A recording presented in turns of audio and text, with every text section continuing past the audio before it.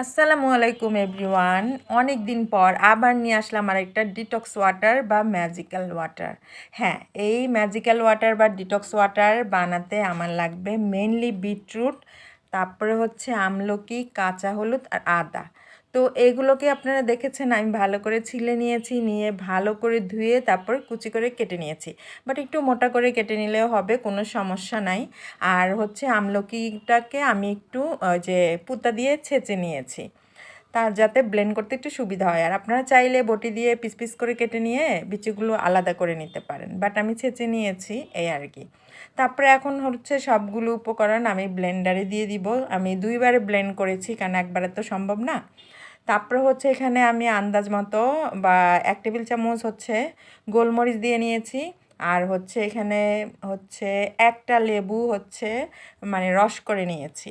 তারপরে হচ্ছে এখানে আন্দাজ মতো পানি দিয়ে নিয়েছি।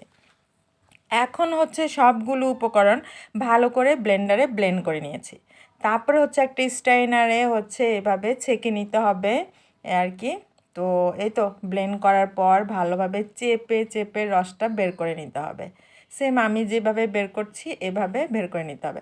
তো আমি প্রথমবার এক ভাগে ব্লেন্ড করে নিয়েছি, এখন হচ্ছে সেকেন্ড টাইম আবার অফ ক্যামেরায় সবগুলো উপকরণ একসাথে ব্লেন্ড করে নিয়েছি। তারপরে এই তো এখন হচ্ছে আমি যে পানিটা ছেঁকে বের করেছি সেটা হচ্ছে আইস কিউবে দিয়ে তারপর হচ্ছে এই তো মানে বরফ বানিয়ে নিব।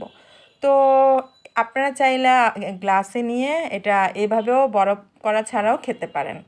তাছাড়া এইভাবে যদি আইস কিউব বা বরফ বানিয়ে নেন তাহলে হচ্ছে মানে আপনি অনেক দিন ফ্রিজে রেখে খেতে পারবেন।